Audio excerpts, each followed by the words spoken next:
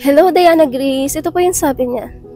Sabi niya po dito, ramdam ko sis, minsan may guilt ako nararamdaman, lalo na kapag gusto ko mag-share ng gospel. Pero pinangungunahan ng hiya. Same. Opo. Pare-parehas yata tayo. Lalo na kung introvert ka. Introvert ka ba? Kasi isa sa mga kahinaan ng mga introvert ay yung public speaking. 'Di ba? Lalo na nung una. Lalo na po nung una. Kwento ko lang din sa inyo. Kasi nabaptize ako around na in love ako kay Jesus around 10 years old, nagpabaptize ako. Tapos 11 years old ako. Nagkaroon ng family problem to the point na umalis ako sa church, di na ako nagbabasa ng Bible, hindi ako nagsisimba, hindi ako nagdadasal for 14 years. Bumalik ako after 14 years, so 24 na ako. Imagine yung hiya ko at yung insecurity ko pag nagsishare ako. Tapos parang pakiramdam ko, Lord, nakakapanliit kasi tama ba tong sinasabi ko? Kasi hindi ako lumaki sa church. Hindi ako nag-undergo ng mga personal, ng mga leaders training. Hindi ako nag-undergo ng mga para sa children's ministry or sa youth leaders. Basta na lang ako na-appoint doon nung feeling ko hindi ako qualified kasi hindi ako lumaki sa church, hindi ako nagbabasa ng Bible. So 14 years. So ano yung ginawa ko? Una, ito po yung tip ko para sa'yo. Una, isurrender mo sa Panginoon. Tanggapin mo yung mission na pinagkatiwala niya sa'yo. Hindi kanya dinala dyan dahil magaling ka.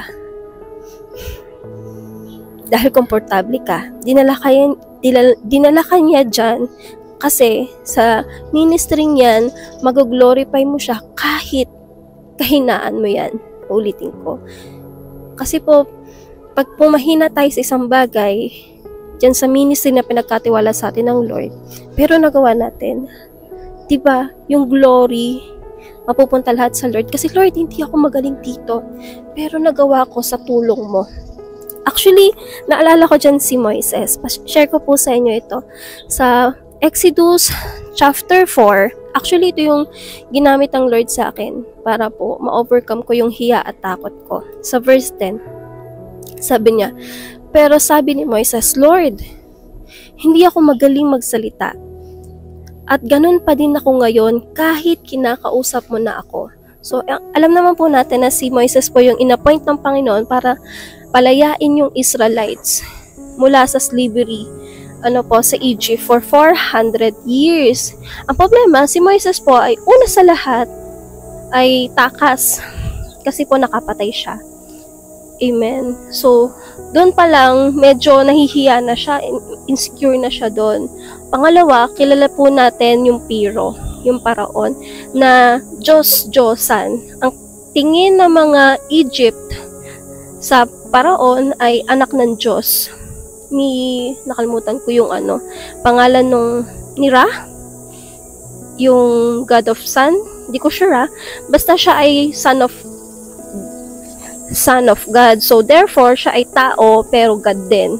So, hindi lang bastang hari kung hindi Diyos ang tingin sa kanya. Kaya takot po si Moises sa kanya kasi lumaki po siya sa Egypt. Alam niya yung lumaki siya sa ganong katuruan. So, bilang piling niya tao siya, may limitasyon siya, may kahinaan siya, paano siya ang gagamitin ng Panginoon? Kaya yun, ang dami niyang dahilan hanggang sa sabi niya, Lord, utal-utal ako, uta-uta ako. Ito po yung reaction ng Panginoon. Sa verse 11, sinabi ng Lord sa kanya, sino bang gumawa ng bibig ng tao? Sino ang may kakayahang gawin silang pipi o bingi, makakita o bulag? Di ba ako? Si Lord? Kaya go! Tutulungan kita kung paano magsalita at ituturo ko kung anong sasabihin mo. So, dito, ni-remind po ako ng Panginoon na oo, mahina ka. Oo, tao ka. Oo, madami kang insecurities. Pero sino ba ang gumawa sa'yo? Ako ang bahala sa'yo. Kasama kita yung lahat ng hindi mo kaya, ako magpupuno. Basta go! Go! Gawin mo yan, ako ang bahala sa'yo. So, kapatid, yun lang yung isipin mo.